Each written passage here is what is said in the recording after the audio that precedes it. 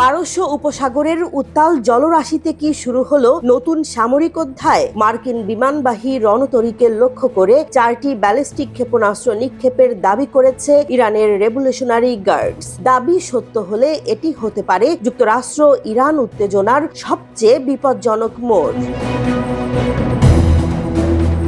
ইরানের Islamic Revolutionary Guard Corps IRGC এক বিবৃতিতে জানিয়েছে, পারস্য উপসাগরে অবস্থানরত মার্কিন বিমানবাহী রণতরী USS আব্রাহাম লিঙ্কনকে লক্ষ্য করে 4টি ব্যালিস্টিক ক্ষেপণাস্ত্র নিক্ষেপ করা হয়েছে। তাদের দাবি, যুক্তরাষ্ট্র ও ইসরায়েলের সাম্প্রতিক হামলার জবাব হিসেবেই এই আঘাত।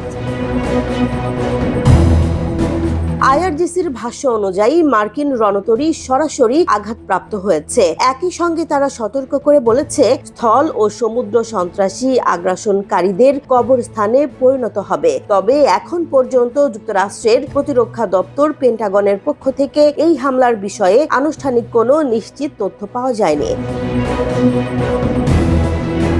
বিমানবাহী রণতরী আব্রাহাম লিঙ্কন যুক্তরাষ্ট্রের নৌবাহিনীর অন্যতম শক্তিশালী যুদ্ধজাহাজ। এটি একাধিক ফাইটার জেট, ক্ষেপণাস্ত্র প্রতিরক্ষা ব্যবস্থা এবং হাজারো নৌসেনা বহনে সক্ষম। ফলে এ ধরনের হামলার দাবি কৌশলগতভাবে অত্যন্ত তাৎপর্যপূর্ণ।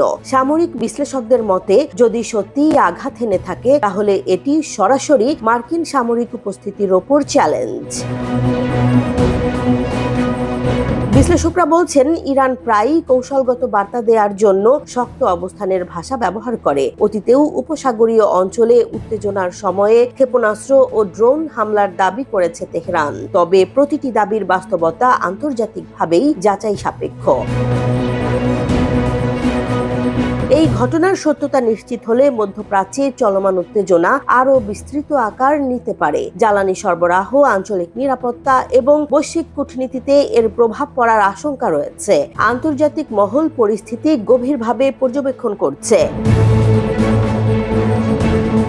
পারস্য উপসাগরে মার্কিন রণতরী লক্ষ্য করে ক্ষেপণাস্ত্র হামলার এই দাবি এখন বৈশ্বিক নজরের কেন্দ্রবিন্দু। দাবি ও পাল্টা দাবির ভেতরেই প্রশ্ন একটাই, এটি কি কেবল কৌশলগত বার্তা নাকি বড় ধরনের সংঘাতের সূচনা? জেসমিন জাহান, নিউজ ডেস্ক, জনবাণী।